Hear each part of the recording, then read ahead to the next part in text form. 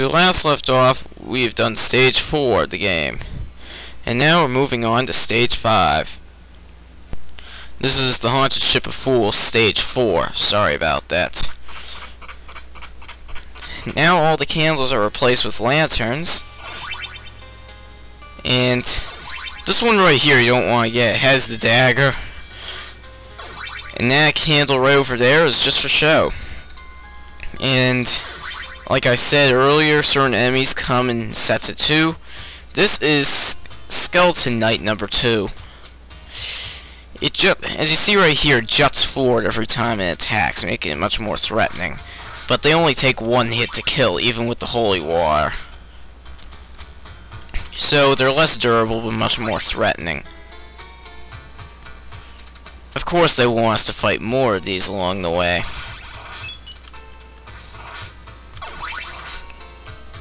And they get much more threatening in the second part of this stage.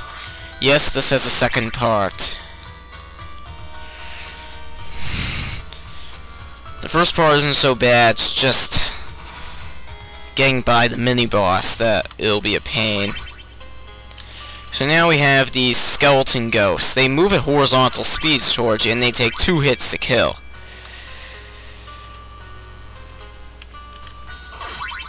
I'm gonna get this boomerang out of the way. And I always find it safer to go the upper road. And now we have to take out another skeleton ghost. I think they're just called ghosts, but I'm not that sure.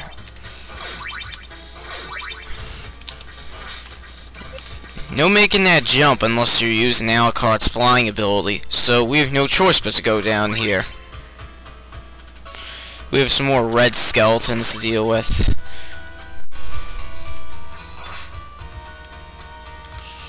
And time to do some tricky maneuvering. Don't underestimate that. That can actually be pretty tricky if you're not using Grant. And now we have another one to deal, another skeleton ghost to take care of, but still not all that bad. This is what's bad. The bone-throwing skeleton. Now this one is in a really bad position to fight, so I'm gonna snipe this one with Grant. That makes dealing with it easier, since he can throw his axe in an upward arc. Now we can continue.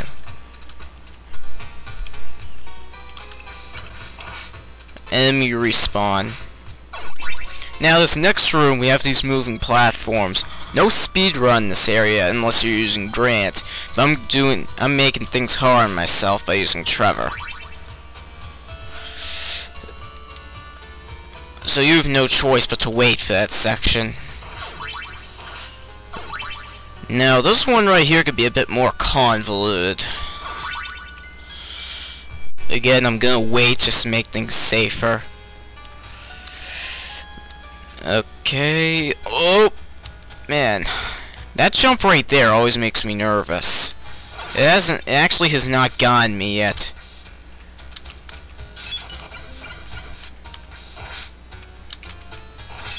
So that one has a giant heart. There's no making that. So that's the stage. If you're using Grant, you can go get that lantern for a 1-up, but it's way too risky if you're not using save states. It is much riskier, and I'm not even gonna attempt. Now it's time for the mini-boss, Medusa. This thing is a real pain in the tail.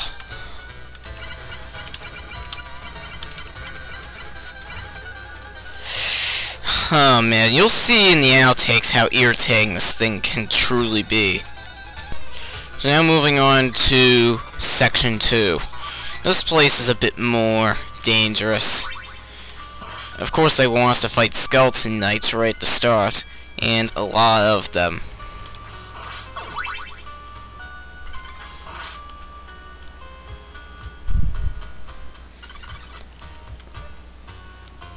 Don't get that candle right there, it has the axe. I've had enough outtakes of me just grabbing the wrong item.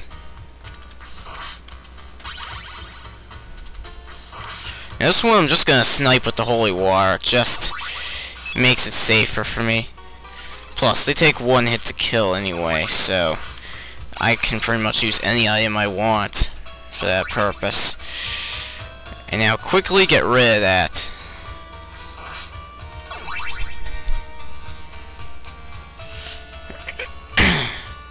No matter who you're using, of course, unless you're using Alucard, you have to go up here. Oh! Okay. Now here, I'm gonna use Grant. It just makes my journey a lot safer here. You'll see why right here. We have these tilting platforms. You'll see them in more irritating spots in a later stage. Doing that without Grant is very annoying. But we're gonna continue using Grant for the rest of this until the boss. Time to take out some crows that are in a bad location to haunt me. And now we have another crow right here. Okay, I took that one out. Good. And that one too. Now, this is pretty much the only part where I'm gonna turn into Trevor. And I'm not even gonna bother going down there, because it's a bit of a dangerous room. But things get much more complicated. I'll show you what's there in the outtakes. For now, on to the boss. We have 2 coffins. What might they have? Also, we need to switch to Trevor, because this is who we're sticking with for this. Here we have some mummies, but let's just bomb them with holy water. I mean, now, once again, guess who we have to deal with once more? Cyclops. We can even get a couple of free hits right when we start the battle.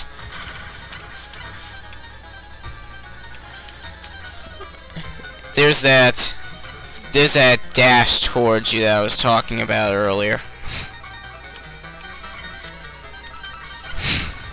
You'll see in the last stage I do too, when we face some more bosses. Yeah, we have to fight this guy 4 times in this playthrough, but it's really not all that bad. So that's stage 4. Much more annoying. You'll see why in the outtakes. I didn't have that many, but I just have past experiences with this, so stay tuned.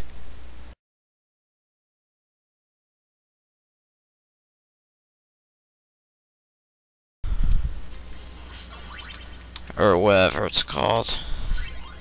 This is stage 4, but it doesn't even matter because I lost my weapon right from the beginning. I'm just calling it a skeleton ghost, just because that's what it looks like. Ah, come on, I hate the mid-air control. Stupid. Also be careful in this area. This area, you don't want to do that, unless you're using Grant. Here we have the mini-boss, Medusa.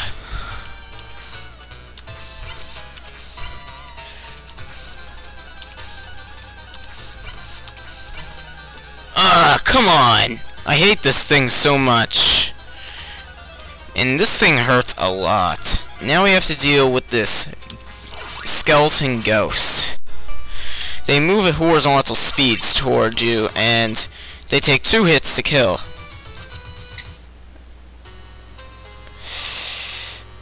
Nice lesson. I don't believe that. Now it's time for the mini-boss, Medusa. This guy is really a pain. Oh, I hate this thing so much. Ugh!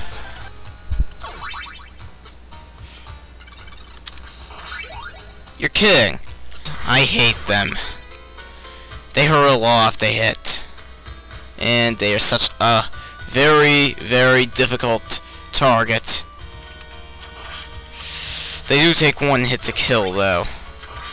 But they're not like the skeletons. Oh, God. Alright, showing what's down this lower path right here. Why didn't we go down there before? Because we have two skeletons ready to haunt us. So let's load the state and try get around there unscathed. This time only we'll make things a bit easier on us by using Trevor.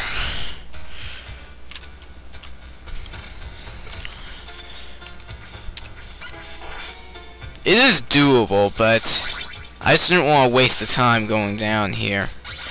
Not that I'm in a rush anyway, but still.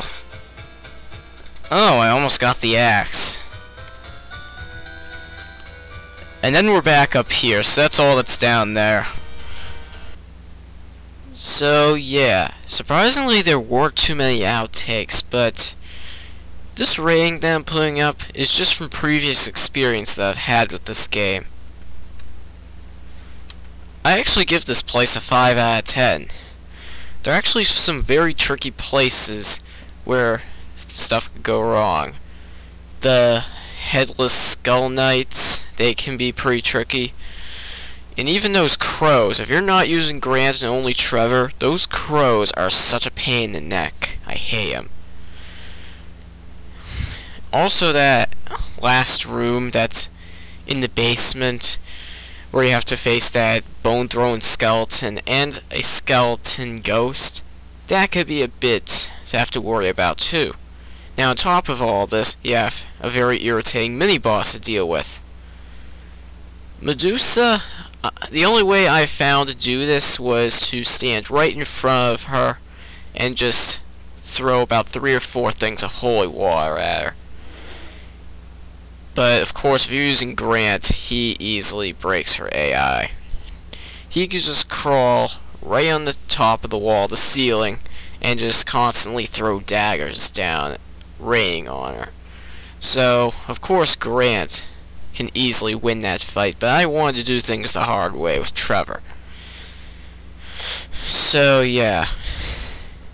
After all that, those 2 bosses, the mummies, in Castlevania 3, they are really irritating because those tissues that they shoot at you, their bandages, they go in these weird arcs towards you, and they also come a lot faster, making them much harder to dodge. In this version, you may have not seen them very well, but they move in a horizontal position towards you. And of course Cyclops is as easy as ever. At least I got to show you that extra move that he does. So 5 out of 10 seems about right. These stages are definitely getting tougher, and don't think that I'll have a lot more trouble in the future. Guarantee I'll have a lot more trouble in the future. I already know a position where I'm in great risk, but I'll worry about that later. For now, this is the Wretched 32 signing out, and I'll see you in the next video.